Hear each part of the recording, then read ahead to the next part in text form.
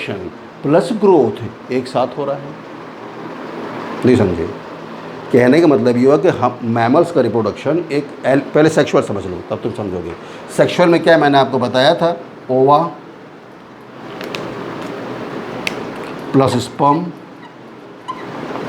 ये मिलकर जाइगोट बनाते हैं, ठीक है।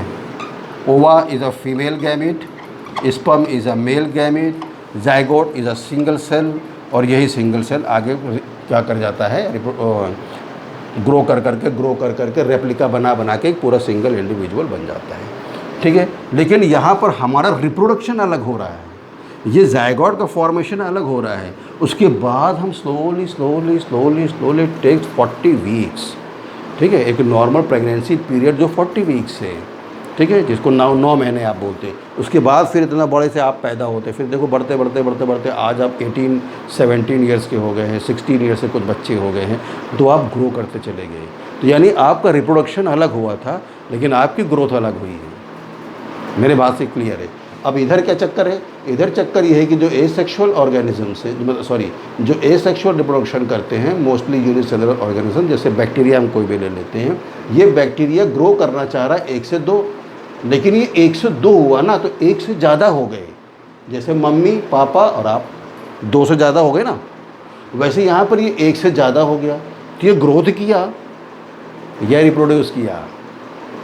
मेरे हिसाब से दोनों इसने साथ में किए। ये बड़ा बहुत हाई टैक्टिक्स है, बोर्ड में तो आप इसको ऐसे ही समझ कर धज्जी उड़ा देंगे बोर्ड की, लेकिन जब आप नीट में बैठेंगे तब ये सारी चीज़ें थोड़ी सी डिटेल में आती है, ठीक है। तो यहाँ मैं लिख दूँ कि जो mostly unicellular organisms they grow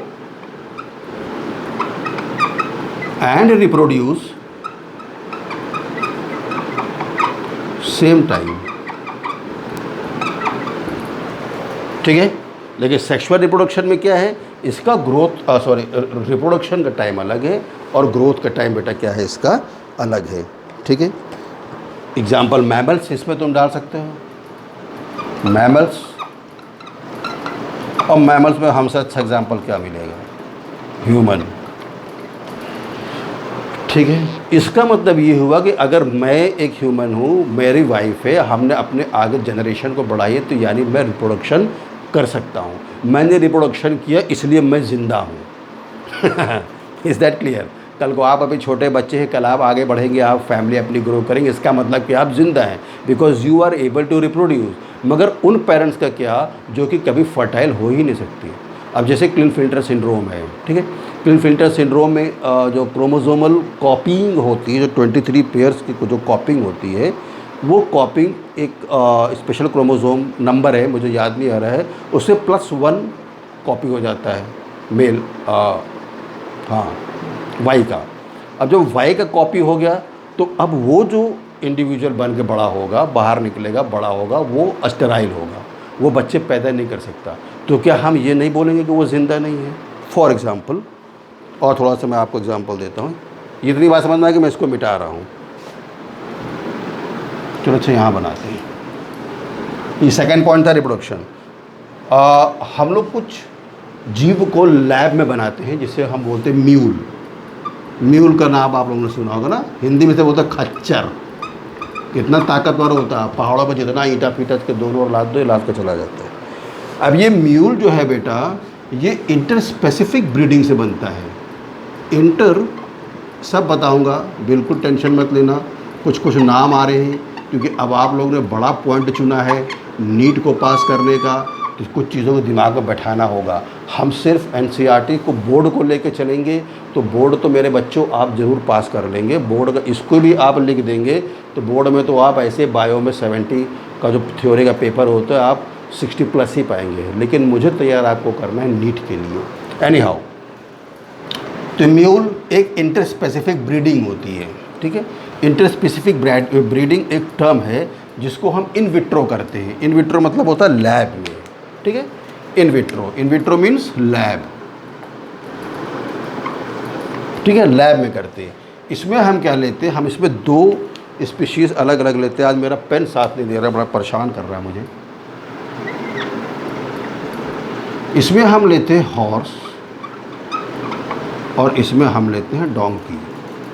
देखिए donkey is a male, male donkey लेते हैं और फीमेल हॉर्स लेते हैं, ठीक है। दोनों का हमने क्या करा दी, क्रॉस ब्रीड करा दी, आपस में नहीं। फीमेल हॉर्स का ओवा हमने ले लिया, चलो मेल हॉर्स का हमने स्पर्म ले लिया, सॉरी मेल डोंकी का, ये मेल डोंकी का हमने स्पर्म ले लिया, ठीक। ये अलग स्पीशीज़ है, horse is a different species, donkey is a different species.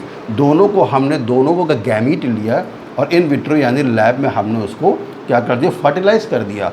Fertilise कर लेने के बाद बेटा ये एक जाइगोट बन गया और इससे जो इंडिविजुअल बन के निकला, इस इंडिविजुअल को हम क्या बोलते हैं, म्यूल।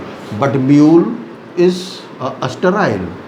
अस्टराइल हम ऐसे ऑर्गेनिज्म को बोलते हैं, ठीक, कि जो बच्चे पैदा नहीं कर सकता। तो हम क्या बोले, इसको तो हमने लैब में बनाया है, तो हम क्या बोले कि इसका मतलब ये म्यूल जिंदा नहीं है। बाबा तुम पहाड़ों पर उनसे पूरा काम करा रहे हो।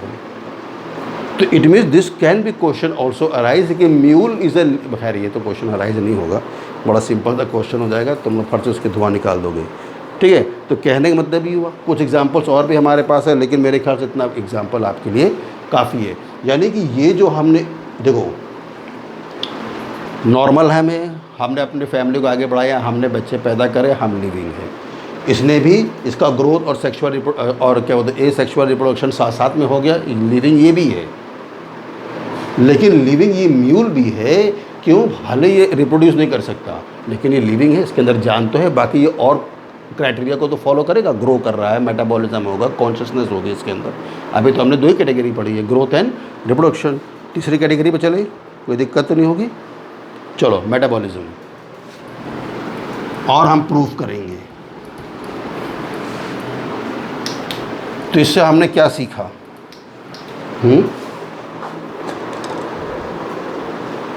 रिप्रोडक्शन जो है बेटा, जब हम देख रहे हैं एग्जाम्पल में, तो रिप्रोडक्शन इज ऑल्सो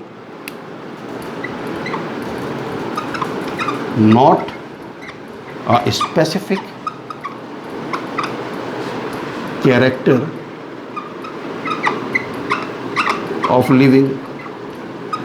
भाई बैक्टीरिया को तो तुम 1 से 2 बना रहे हो, ह्यूमन का तुम एक से पूरा एक जायगोट से तुम पूरा एक इंडिविजुअल बना दे रहे हो, लेकिन म्यूल तो बेचारा बच्चे ही नहीं पैदा कर पा रहा है।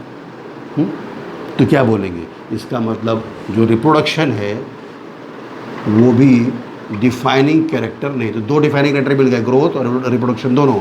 तीसरा हम लोग कैरेक्टरिस्टिक्स पढ़ेंगे, that is a metabolism, and this is very important.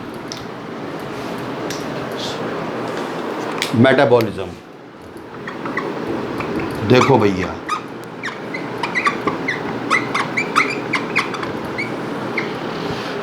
Metabolism हमारा पूरा शरीर एक कई सारे केमिकल से मिलकर बना हुआ है। जब हम लोग डीएनए ही पढ़ेंगे तो डीएनए को आप देखेंगे कि उसके अंदर क्या बोलते हैं, कितने सारे केमिकल से मिलकर बना हुआ है।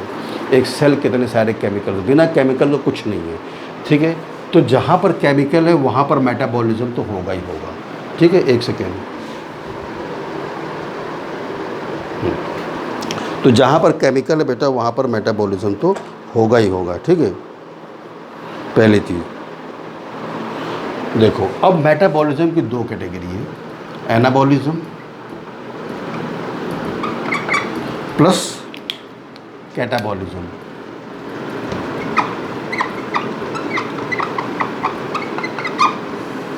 ठीक है, बताएंगे सब।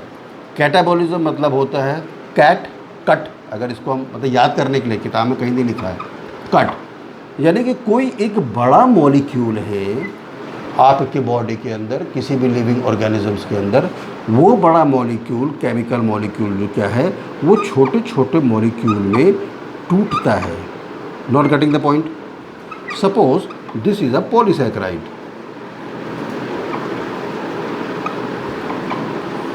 polysaccharide is a long chain of glucose, more than 10 molecules of glucose makes the polysaccharide, ठीक है। उतना हमारी बॉडी उसको डाइजेस्ट नहीं कर सकती, तो डाइजेस्ट नहीं कर सकती तो उस लॉन्ग चेन को हमें क्या करना पड़ता है, हमारा जो डाइजेस्टिव सिस्टम है उसको तोड़ता है।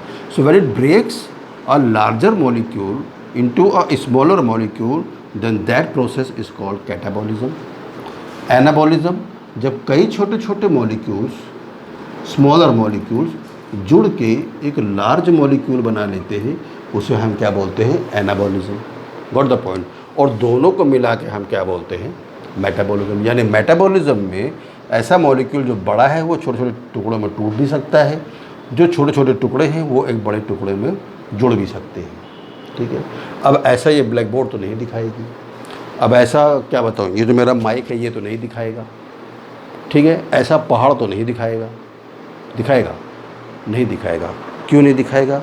Cellular organisation. तुम्हारी एनसीईआरटी में आओ।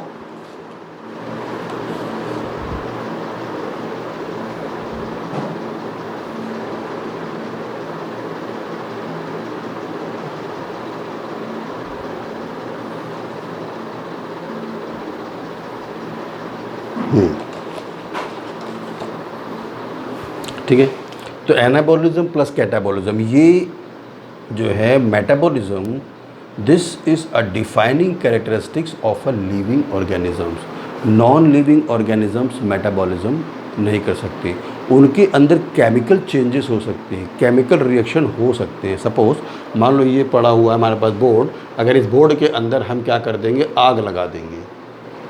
ठीक है। हमने माचिस लिया, इसमें आग लगा दी, ये बोर्ड क्या हो गया? जल गया। इसका जो फॉर्म है ये फॉर्म क्या हो गया? चेंज हो गया। लेकिन उसका जो केमिकल बॉन्डिंग, चलो टूट के कार्बन उधर उड़ गया, उधर उड़ गया। ठीक है। लेकिन इससे कोई नया प्रोडक्ट नहीं बना, या इसकी राख को हम फिर से जोड़ के और सोचे कि कल सुबह फिर ऐसा चिकना चुपड़ा बोर्ड बना दे, तो वो फिर नहीं बनेगा।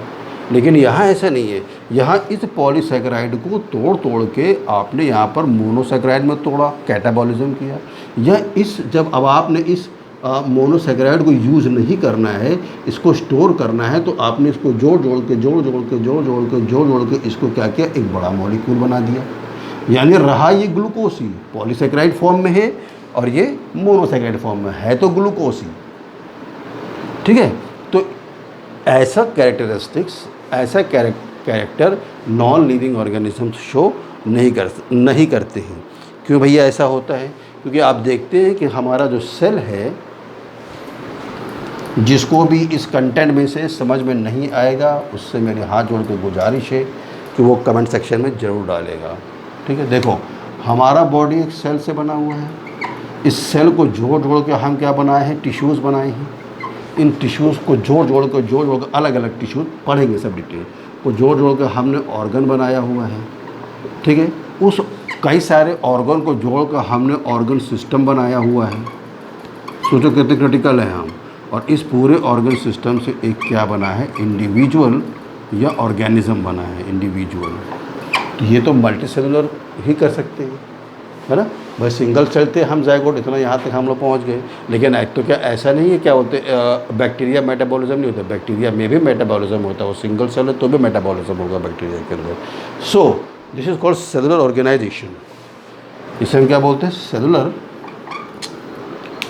आज बेटा बहुत परेशानी है।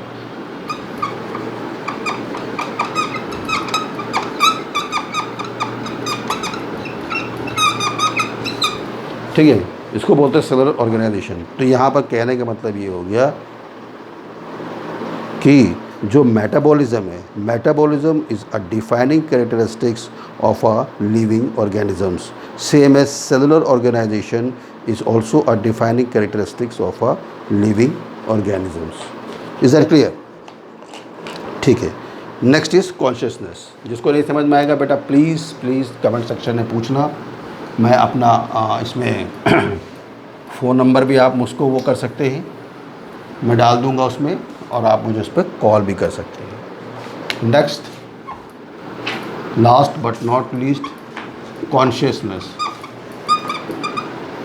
कॉन्शियसनेस कुछ नहीं है, आप अलर्ट रहते हो ना, अलर्ट रहते हो। अलर्ट कैसे रहते हो? कॉन्शियस मतलब कैसे रहते हो आप? तो अब आप क्लास के अंदर बैठे हो, कोई बच्चा पीछे से आपके पीछे से पुंज बैठे ध्यान से पढ़ रहे, पिंच बहुत दिया, बच्चे चौंक गए। ठीक, that is called stimulus. Stimulus क्या था? एक पिन था, उसके प्रति आपने क्या किया? रिस्पॉन्स किया। इसी को हम बोलते हैं कॉन्शियसनेस। ठीक है, इसी को हम क्या बोलते हैं? कॉन्शियसनेस बोलते हैं। ह्यूमन के अंदर एक सबसे इम्पोर्टेंट जो सिर्फ ह्यूमन के अंदर पाया जाता है उसे हम बोलते हैं सेल्फ कॉन्शियसनेस।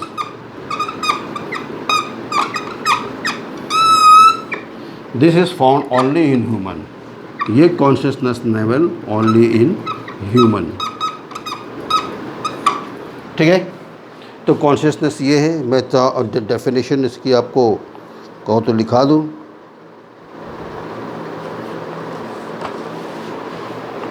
कॉन्शियसनेस क्या है? Property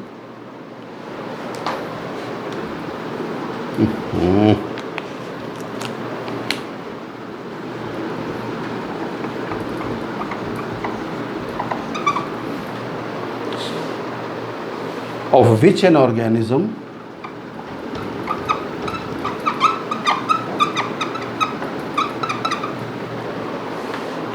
reacts to external stimulus। देखो बुक तुमको लिखा रहा हूँ, reacts to external stimulus और change in the environment।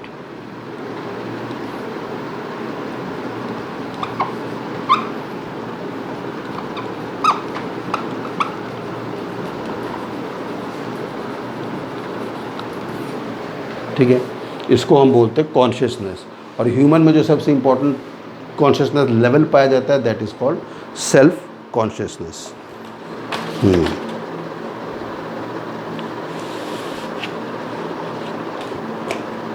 ठीक है, तो अगर अब मैं इसको सम अप करना चाहूँ बेटा, तो हम लोगों ने डिफाइनिंग फीचर कौन कौन से पढ़ लिए हैं?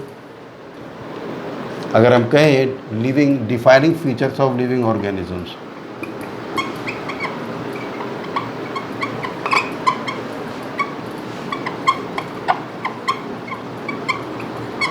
पहला तुमने ग्रोथ में क्या पढ़ा था? Internal growth.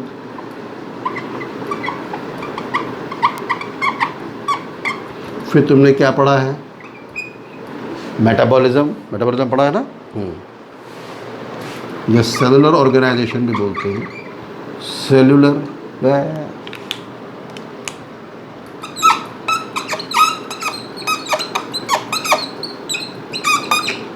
Cellular organisation. और तीसरा हम लोगों ने पढ़ा है कॉन्शियसनेस, है ना? अब इस बोर्ड को जितना ठोको से कोई फ़र्क नहीं पड़ता। तो ये this is a defining feature of living organisms. जितना अभी हम लोगों ने पढ़ा है उसका ये एक टोटल समरी है। ओके, तो हम लोग नेक्स्ट लेक्चर में देखेंगे टैक्सोनॉमी एंड सिस्टमैटिक्स। आप इसको वीडियो को देखिए, लाइक करिए, पसंद करिए। आपको नहीं समझ में आता है कुछ चीज़ें तो आप उसको कमेंट सेक्शन में डालिए। आप फ़ोन भी कर सकते हैं, मैं अपना फ़ोन नंबर भी यहाँ लिख देता हूँ, बच्चे मुझे फ़ोन भी कर सकते हैं 7881113096। ठीक है, this is my phone number. और आप ये मेरा व्हाट्सएप नंबर है, आप इस पर भी मुझे 9450617251 this is my WhatsApp number.